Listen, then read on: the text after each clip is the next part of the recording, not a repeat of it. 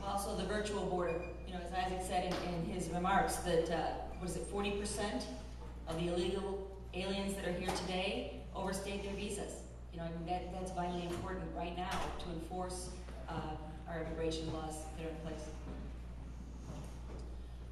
I don't know how many of you caught Fox News last night. I think they had an interview on the Ohio situation. Yes, did you guys catch that? Anybody? Oh, maybe I don't. There was it was a sheriff or I don't even know what their positions were, but they were talking about the problems that they're having in Ohio. And so that illustrates that the problem is resident in the northern states as well as the southern. But I would say that the Arizona law is controversial, of course, but it's controversial because that's where the majority of the illegal traffic is coming from. And so I guess the priority should be on the southern border right now. That's not to say, like you said, Isaac, that we shouldn't be considering proactively what we should be doing in the north. But I think we have to address that this is a reactive issue in the south, that's where the effort is going right now. And the other thing is, if we finally get our act together and secure the southern border, our adversaries may be extreme, they may be radical and very dangerous, but they're smart people. And they'll see one border closed off, and I think they'll probably make some adjustments. So in that sense, I think you're both right.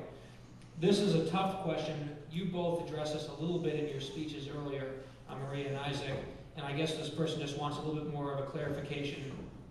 When the phrase path to citizenship is used, because we all remember that from 06, the 06-07 debate, what would an acceptable path to citizenship look like?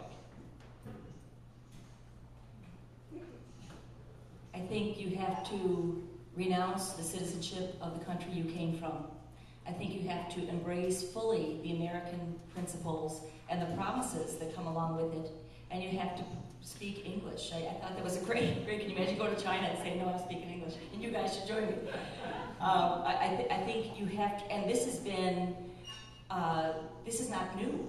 This is not new. This is who we are. It's not wrong to ask for this, and I think it's an important distinction that, like I said, border control is first, and that has to be done yesterday for national security. Once we have that, and we've enforced our laws with the workers, then we can look at possibilities for worker programs. But as Isaac said, it's a distinction between the guest worker program does not guarantee citizenship. Citizenship is a precious thing and has to be respected and embraced by whomever asks for it. Right, and Michael Savage always talks about you can't have a nation without language, borders, and a culture.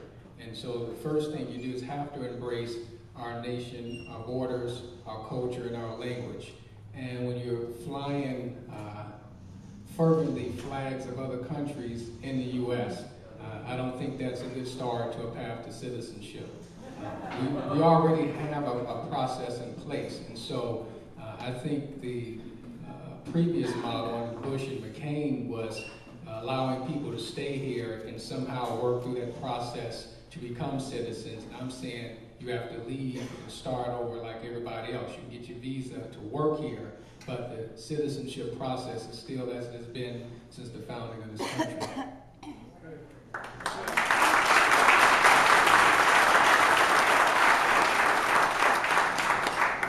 The next question, there's lots of different versions of this same question that we have on these cards here, and it is a tough one because one of the bullet points on the mission statement of the organization tonight is pro-family. And the notion of babies born on U.S. soil being immediately conferred with American citizenship, whereas their parents are not necessarily citizens. If you find out that the parents aren't citizens, but they have a child here, let's say a child in 2nd grade, are you going to break up that family? Are you going to deport or imprison the parents and leave the child to fend for his or herself? That is one of the best heartstring arguments that the amnesty crowd uses. What would be your response to that? What is a more responsible and also pro-family way of dealing with this problem? Because it's a real one, and these are real people. That's a tough question.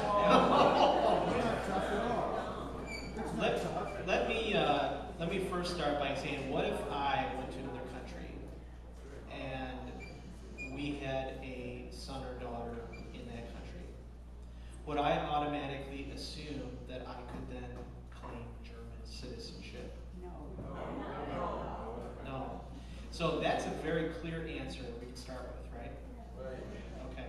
So then the question comes, okay, well, if that is guiding our policy, then the question of tearing apart families goes away, doesn't it? So that's an initial. Except though, American law says that a baby born on U.S. soil is an American citizen. Okay. That's not what it says. What does it say? That's how it's interpreted by the Supreme Court. It did not say that. The Substance Amendment said that persons born of people who are under the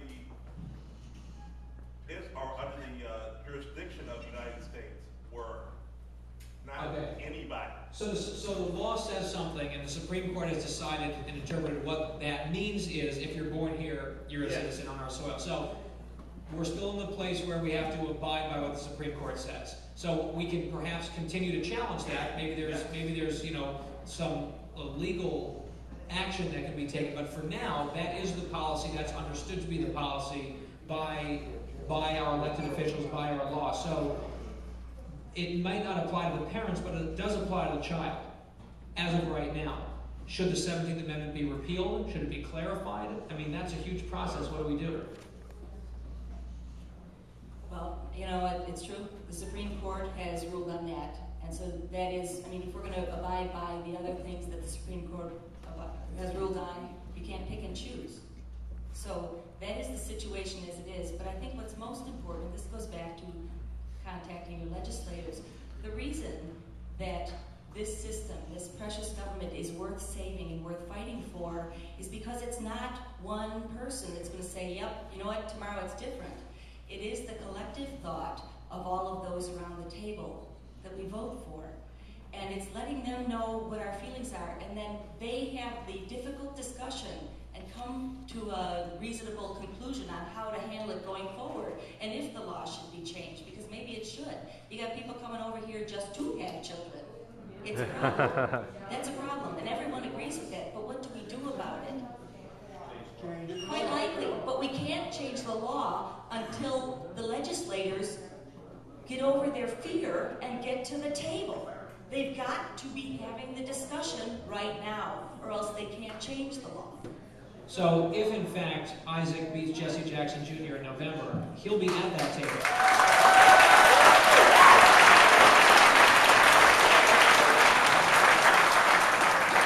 He'll be at that table, and he'll be involved in having those difficult discussions and making those difficult votes. So if you're in Congress and this comes up, what do you do? Well, I'm already in favor of fixing the law so that we don't continue this problem.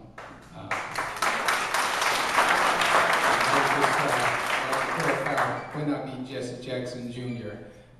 But the other piece of that, I think, is what Maria touched on in her talk, that we have to deal with that incrementally. And I liken it to the abortion debate. When you talk about, ending abortion, people always talk about rape and incest. And my point is, let's put that to the side. Let's talk about the 95% of abortions on demand, and we can get to that later. We don't want to lose the war because we get caught up in the small details of a small percentage of it. And so with this, I think we need to go ahead with the immigration reform.